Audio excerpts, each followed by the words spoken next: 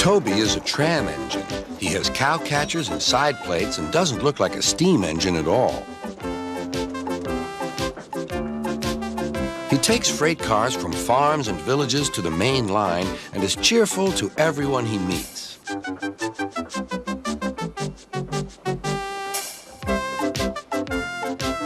He has a coach called Henrietta who has seen better days.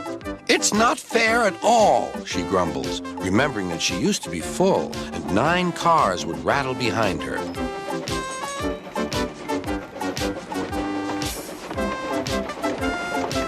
Now there are only 3 or 4, for the farms and factories send their goods mostly by truck. Toby is always careful. The cars, buses, and trucks often have accidents. Toby hasn't had an accident for years, but the buses are crowded and Henrietta is empty.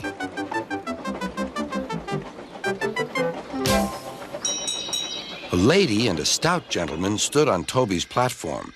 He was, of course, Sir Topham Hatt, but Toby didn't know this yet. "Come on, grandfather," cried the children. "Do look at this engine." "That's a tram engine, Stephen," said Sir Topham Hatt. "Is it electric?" asked Bridget. "Whoosh!" hissed Toby. "Shh," said her brother. "You've offended him." "But trams are electric, aren't they?" "They are mostly, but this is a steam tram." "May we go in it, grandfather, please?" "Stop," said Sir Topham Hatt to the conductor. They all scrambled into Henrietta. "Hip, hip, hooray!" chanted Henrietta. But Toby didn't sing. "Electric indeed, electric indeed," he snorted. He was proud of being a steam train. "What is your name?" asked Sir Topham Hatt. "Toby, sir." "Thank you, Toby, for a very nice ride." "Thank you, sir," said Toby. He felt better now. This gentleman, he thought, is a gentleman who knows how to speak to engines. The children came every day for 2 weeks. Sometimes they rode with the conductor, sometimes in empty cars. On the last day of all, the driver invited them into his cab. All were sorry when they had to go away. And Sir Topham Hatt and his family thanked everyone. "Come again soon," replied Toby. We will," called the children.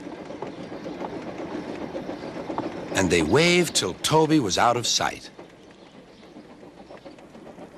The months passed. Toby had few cars and fewer passengers.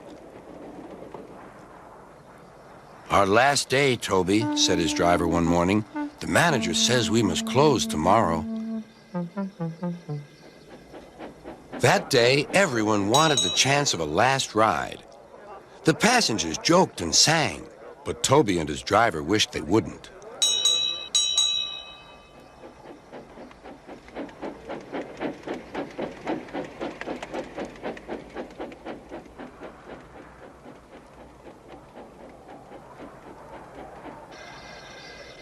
"Goodbye, Toby," said the passengers afterwards. "We're sorry your line is closing down." "So am I," said Toby. Nobody wants me, Toby thought, and went unhappily to sleep. Next morning, the shed was flung open, and old Toby woke with a start to see his driver waving a piece of paper at him.